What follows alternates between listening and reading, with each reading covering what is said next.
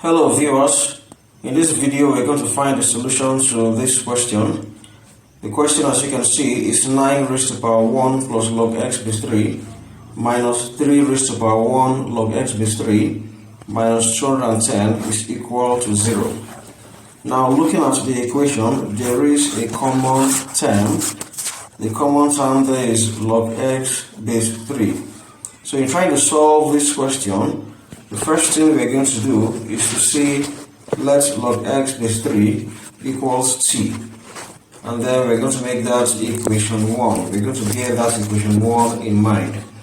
So substituting in log x base 3 for t, back to the equation, we're going to have 9 raised to the power 1 plus t minus 3 raised to the power 1 plus t again minus 210 equals 0.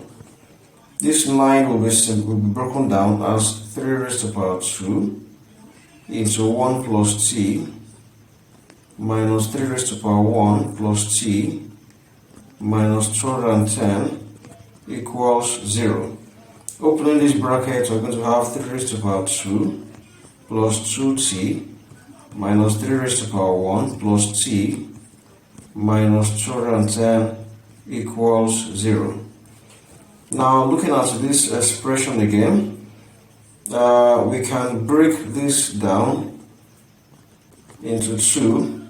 That's going to be 3 raised to the power 2 multiplied by 3 raised to the power 2t minus, this other one is 3 raised to the power 1 multiplied by 3 raised to the power t. There we are obeying the law of indices that states that a raised to the power m multiplied by a raised to the power n is equal to a raised to the power m plus n. So multiplication becomes addition. So the addition there has been split back into multiplication. Now looking at the equation we have just gotten, another term again is common. That term is 3 raised to the power t. So again, we are going to say let 3 raised to the power t, this time around let's make it y. Okay, so substituting y for 3 raised to the power t, this other 3 square here is 9 multiplied by this 3 raised to the power 2t becomes y square minus 3 multiplied by y again minus 210 equals 0. So this is going to give us 9y square minus 3y minus 210 equals 0. So here we're having a quadratic equation that needs to be factorized. In trying to factorize this, there's a common term that can divide through. 3 can divide through. So let's use 3 to divide the whole 3 expressions. 9 squared divided by 3 is 3y squared. 3y divided by 3 is y here. 210 divided by 3 is 70. Equal to 0. Now this other part having 3 equals 0 does not make sense. We're going to ignore that and then continue with 3y squared minus y minus 70 equals 0. So how do we factorize this equation? Our common factor, our factor is 14 and 15. 14 and 15 are our factors. We're going to put a plus sign here so that it will take us back to the minus y. To factorizing this, for the first two terms, 3y is common. 3y and 3y squared will give us y. 3y and 15y will give us 5.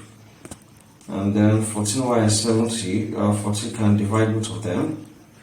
14 and 14y is y, 14 and 70 is going to be 5. This other sign becomes sorry, the sign here is negative. The sign there is negative. The same thing happens here. The sign there is negative. So we're getting 3y into y minus 5 plus 14 into y minus 5. So 3y plus 14 gets into one bracket, and then y minus 5 into another bracket equals 0. So from here 3y plus 14 equals 0, and then y is going to be minus 14 divided by 3, or this other side y minus 5 is equal to 0, and then y is equal to 5. Now we have been able to solve successfully for y. The question is for us to solve for x. Are we going to go further? Now try to remember our first equation. Try to remember our first equation and then compare it to this second place where we said 3 raised to the power t equals y. From our first equation, we have said let's log 3 raised to the power x equals y. So if log x base 3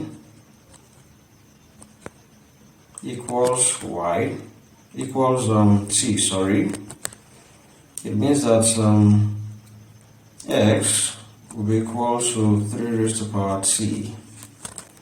If log x base 3 is equal to t, it implies that x is equal to 3 raised to the power t from the definition of logarithm.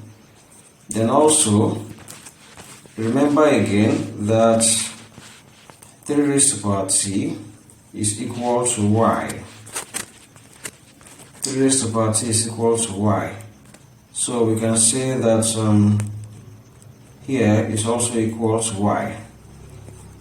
So x is equal to 3 raised to the power t, and 3 raised to the power t is equal to y, and we have gotten our y previously as 5. We've gotten our y previously as 5 from this step. So we don't need to go ahead in trying to solve that. So the value of x to this question is x equals 5. If we substitute in 5 into this equation, it is going to solve it and equate it to 0. Let's